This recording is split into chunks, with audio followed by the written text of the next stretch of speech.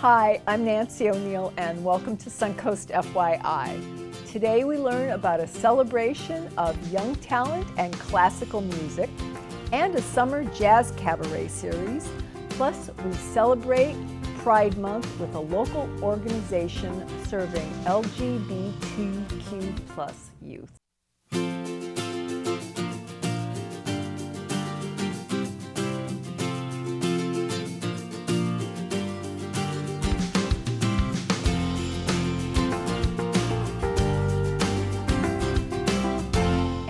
Incredible display of classical music talent, the Sarasota Music Festival is in full swing.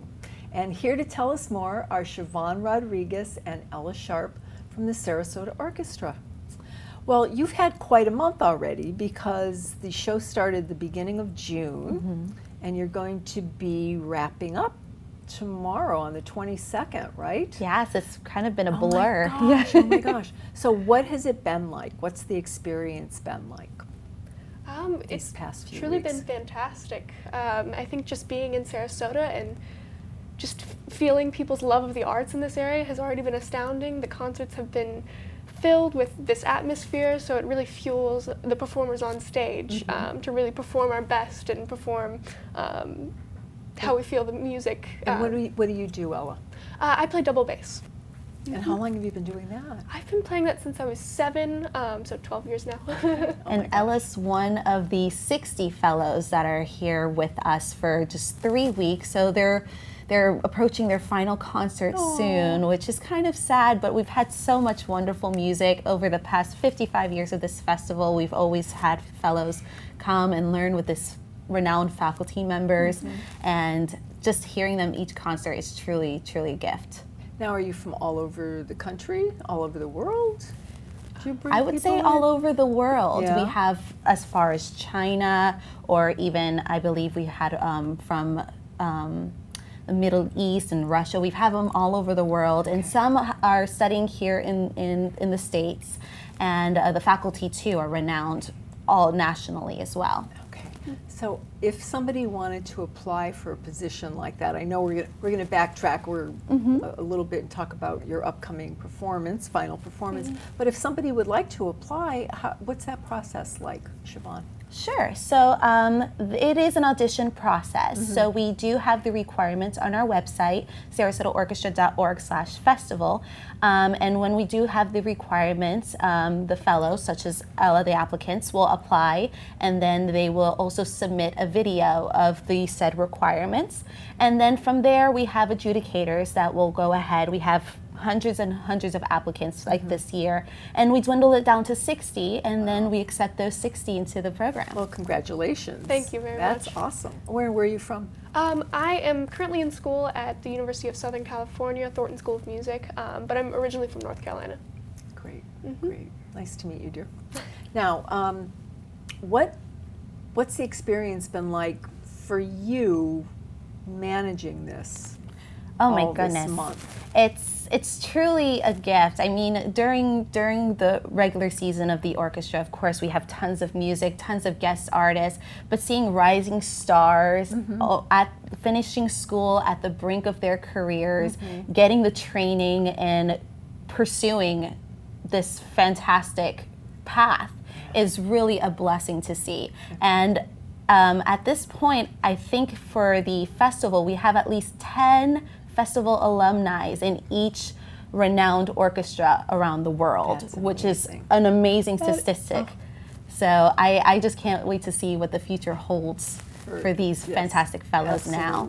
Now, with the final concert coming up, are there still tickets available? And if so, what can the viewers expect? Absolutely. So our final festival is Pianos Paired. It features Bob Levin and our music director, Jeffrey Kahane, joining forces on the piano for Mozart's piano concerto for 2 pianos, an orchestra. And tickets are still available. You can get them online or calling our box office. Our website is sarasotamusicfestival.org.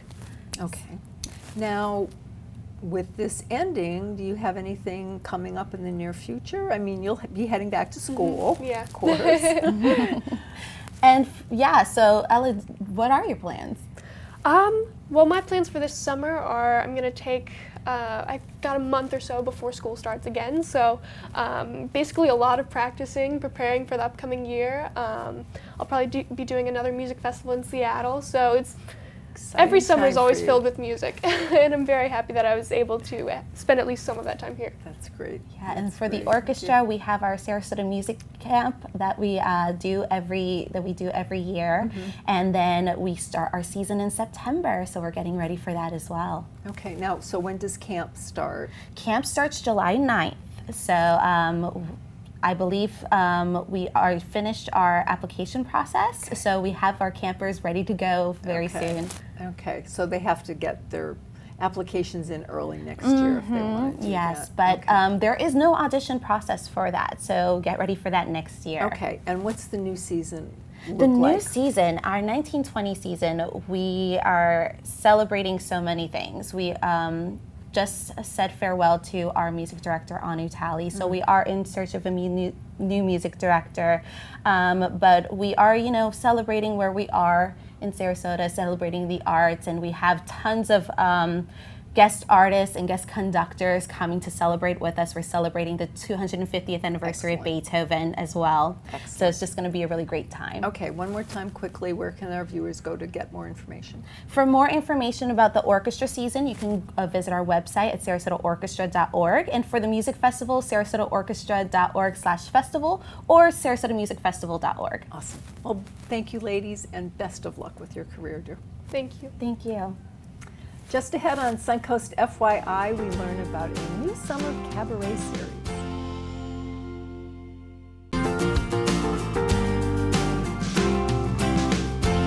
The Jazz Club of Sarasota is bringing us new cabaret performances all summer long. And here to tell us about it is President Ed Lanahan. Nice to have you back. Good to see you again, Nancy. Nice to see you. Now, for our viewers who don't know what the Jazz Club is, or what about it, or where it is, can you tell us a little bit of background? Yes. Well, the Jazz Club of Sarasota is a jazz society, so we're not a performance location.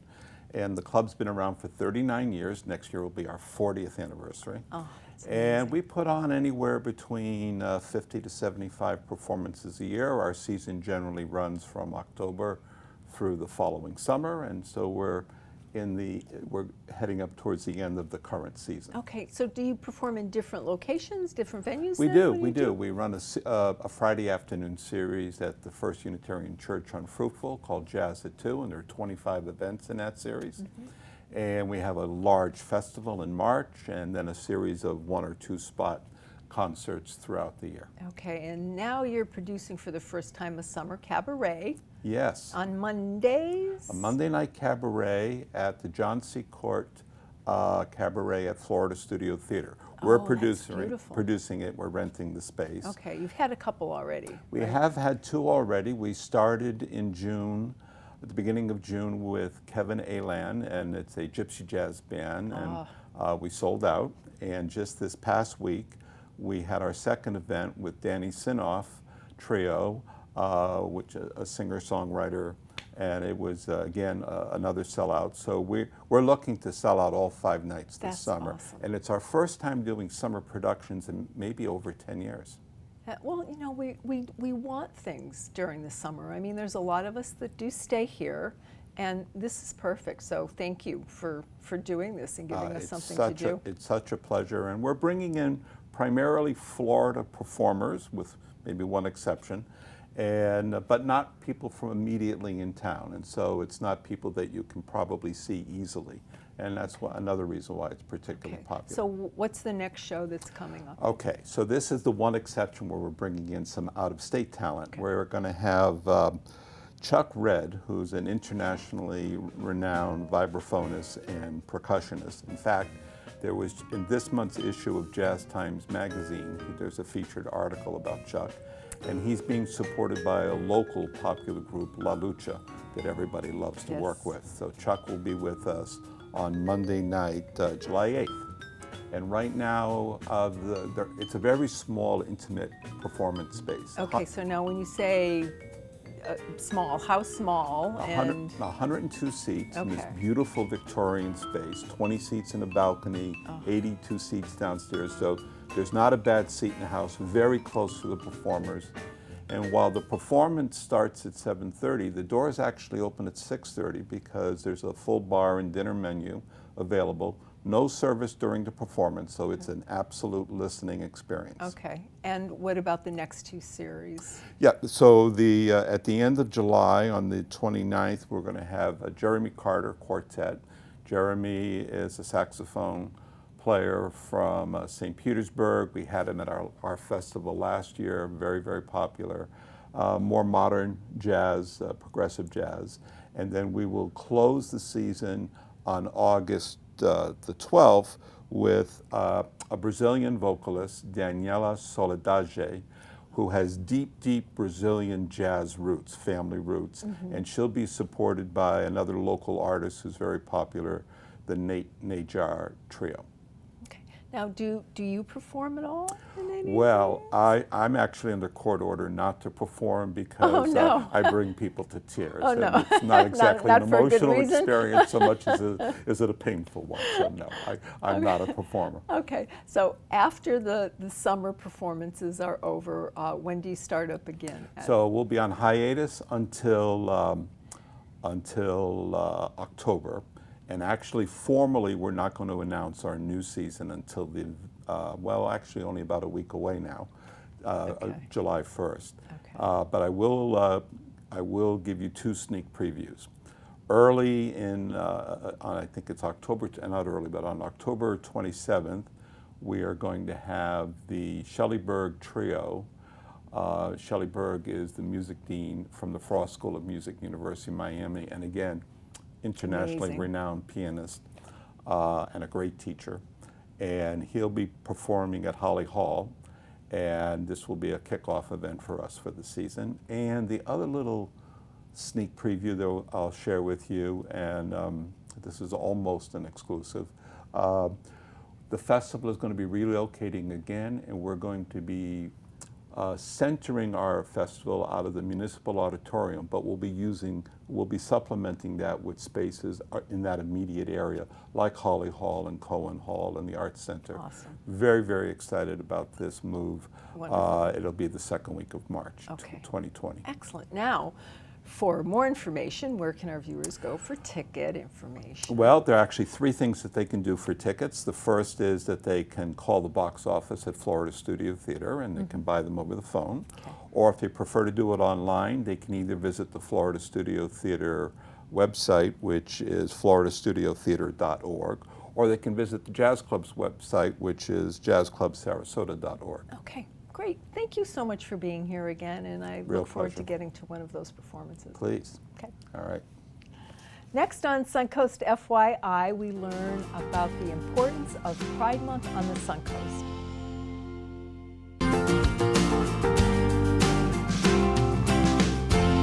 June is LGBTQ plus Pride Month, and we're here celebrating with Also Youth. Here with more on how they're serving youth on the Suncoast is Executive Director Nathan Bremer. Hi, Nathan. Hi, Nancy. Welcome to the program, and Thank thank you. you so much for being here. There's so much going on in our community with LGBTQ plus and Pride Month. Yes. Why is it so important for our local communities to know so much about this? Why is it so important? Yeah, I think sometimes people think it's just a party, but this is a very special year with the 50th anniversary of the Stonewall Uprising. Yes, And so yes. we're reflecting a lot on the history. While the visibility is important, it's also about coming together as community. Those Pride marches and those Pride celebrations began the year after Stonewall. And it was a way to find community and be accepted. And now it's a partnership really with allies and with entire communities that we are inclusive, and local communities are celebrating in lots of different ways all over the country. And it's important for, our, like you said, our local community Yeah. just to know what it is, what it's all about, because there's a lot of people who don't know how to interact Sure. And I work for Ringling College, Yes. and obviously I'm very familiar with this. So it would be good for the community to become a little more comfortable with what socially is involved with this. And I know that also Youth is a local nonprofit that our viewers may not be familiar with. How Yeah. does that all tie in? Sure. So we have been around for over 25 years. And Amazing. In some ways we're doing the work quite quietly in the early years, but started by parents and local community members that saw the needs of our LGBTQ plus youth. Sure. At the time, they were concerned about anxiety and depression and suicidal ideation, and they came together to form support groups and community safe space, and we're still doing that. We have a youth center based out of Sarasota. We're serving the Suncoast with our outreach in both the schools and with other youth-serving organizations. We do a tremendous number of trainings at all levels, and we partner with a lot of organizations who are also serving gay and transgender youth. Okay. How has it changed? You said you started 25 years Yeah. ago. It must have changed a lot in the last 25 years. Yes and no. We still have parents and families certainly leading the conversation about the needs, and so our core remains the same work we've always been doing. But what's shifted, I think, is the awareness in the community. There has, over the last 25 years, been a lot of political discourse and I think a lot of misunderstandings. Absolutely. What we have now is actually research that tells us, why are our young people not getting to successful outcomes? Why are there the challenges? And we also have best practices. And we have a willingness from folks across Sarasota and Manatee and Charlotte and beyond to actually have open dialogue and base those decisions not on a misunderstanding, but on an awareness that we want all of our children here to grow happy and healthy to adulthood. And that's what we're going to do here locally. Okay. Now, how do you reach out into the community, or vice versa? How does the community reach out to you? Sure. So, we go to a lot of community events. We were at the Stop the Violence Cookout this past Sunday. Some of our youth ambassadors and the staff participated in honoring with action the 49 that we lost in the Pulse tragedy 3 years ago. But we do a lot of community events and a lot of partnerships. So we're visible. We do anti-bullying training in the schools. We're invited to go to other youth-serving organizations. And so really it's an ongoing conversation and dialogue. But in that way, we're interacting. And then we have a lot of folks that come into the center looking for resources, and we share what we have and continue to do the work. And where's your location? Where are So you located? we're near Lemon and Boulevard of the Arts, and so you can find the address on our website. We have youth hours where we just have the youth there, and then we have administrative hours for different times. But yes, we had a beautiful renovation. We've been in that location actually 17 years. Our history, I don't know exactly where the locations are, but we were on Ringling at one point and on Main another point. I hear different stories when alumni who are now 30 or 40 years old come back, which is great. I wish we had this robust history and alumni network, but I do hear stories.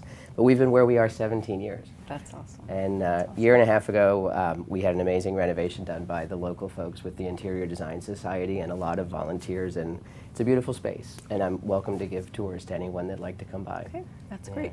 Now, also Youth is working to address complex and evolving needs Yes. in the community. How are they actually reaching out and working with the rest of the community? Sure. So a lot of times other youth-serving organizations, guidance counselors, and social workers may refer youth or families they're working with, so they'll come to the center for our programs. We do a lot of outreach into the schools. We have diversity clubs and LGBT clubs in all of our schools here in Sarasota. We have a very strong partnership with the Sarasota School District and provide training. So we're still providing a support and education function, which is our basic function. We have support groups. But I tell you honestly, our best marketing and advertising are the youth. They tell one another about what we are doing in a way far better than we ever could. Yeah. Absolutely. Yeah. Now, how can our community help you? Sure. Well, of course, as a small nonprofit, we always appreciate support financially, but more than anything, I think getting the message out, and when you're in spaces or involved in other organizations, if you want to learn about what the needs are, let me know, and then be a voice for our youth, and I think together we can solve this problem. I think we can. Yeah. Thank you. Yes. Thank you, Nathan. Happy Pride Month. You as well. After the break, we hear about some exciting events to look forward to this weekend. Coming up this weekend, enjoy music's greatest hits at Off the Charts, a new show at the Florida Studio Theater. The show plays this Saturday at FST's Lab Theater. Off the Charts is a family-friendly with single tickets for just $10. You can purchase tickets at the Florida Studio Theater website. Plus, Friday Fest at the Van Wezel. Enjoy live music by six-piece dance band Big Night Out. This free concert features food trucks and beverage trucks, so outside food is prohibited. Friday Fest takes place tonight from 5 p.m. to 9 p.m., rain or shine. And don't forget a blanket or a lawn chair. If you would like to promote your community event on Suncoast FYI, we would love to hear from you, and this is a complimentary service. Please call our producer, Andrea Chu, at 941-361-4651. To view previous episodes, go to snntv.com. I'm Nancy O'Neill, and we'll see you next Friday on Suncoast FYI.